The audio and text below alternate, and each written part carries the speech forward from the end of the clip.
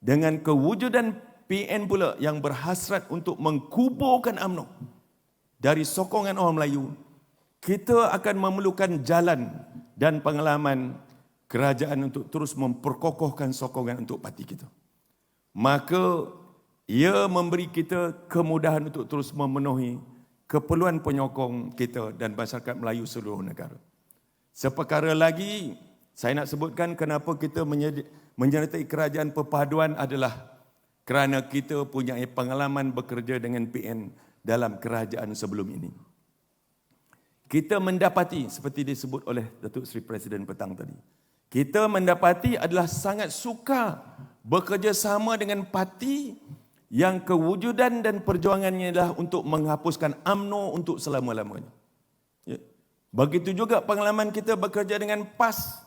Mereka tidak pernah setia dan ikhlas. Tanpa segan, tanpa silu, mereka berselingkuh dengan semua parti, terutamanya si janda UMNO. Ya. Minta maaflah saya cakap. Ya.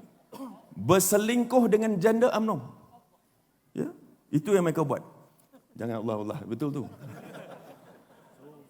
Lihat saja rekod mereka dengan DAP dan PKR. Akhirnya semua membawa haluan masing-masing. Dengan pengalaman bekerja secara marriage of convenience ini, semenjak langkah Sheraton, UMNO merasakan bahawa kita memerlukan satu yang lebih lestari dan konkret. Persoalan seterusnya ialah bersama-sama dengan DAP di sebalik pendirian UMNO sebelum ini. Pendirian politik mestilah diasaskan kepada realiti politik. Ia mesti disesuaikan dengan keperluan dan kedinamikan semasa. Ya. Kita memang kenal pendirian mereka. Mereka juga faham pendirian kita. Mereka tidak bermuka-muka dan berpura-pura setia kawan macam kawan kita dulu. Ya. Mereka tak berpura-pura. Senang kita tentukan pendirian mereka. Kita pula tak perlu pula berpura-pura. Ya. Jadi kita duduk dalam keadaan tak akan berpura-pura. Ya.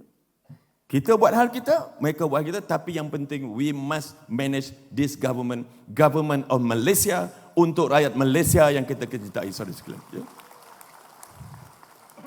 Kita tahu siapa DAP, kita tahu siapa PKR dan amanah.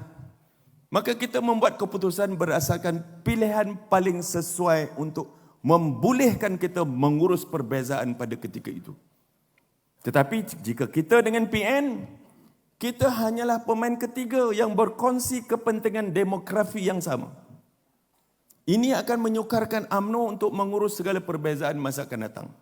Bayangkan, daripada 120 kerusi kita tanding, 74 kerusi kita kalah kepada PN. Bayangkan pilihan gaya ke negeri yang akan datang ini.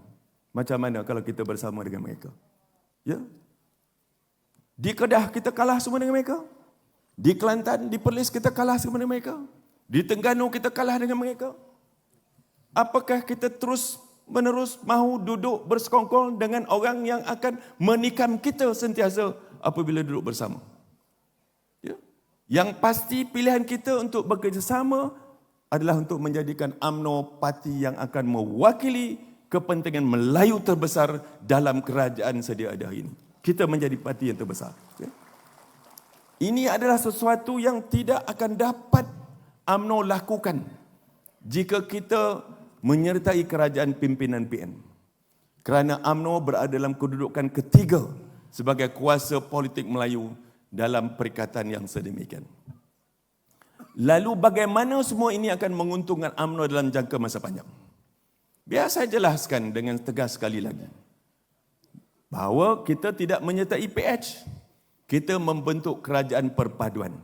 Dan bekerjasama mengurus negara bersama PH, GPS dan GRS. Ini mesti jelas dan difahami. Pada masa ini, UMNO adalah rakan sekutu dalam kerajaan perpaduan, bukan parti komponen kepada PH.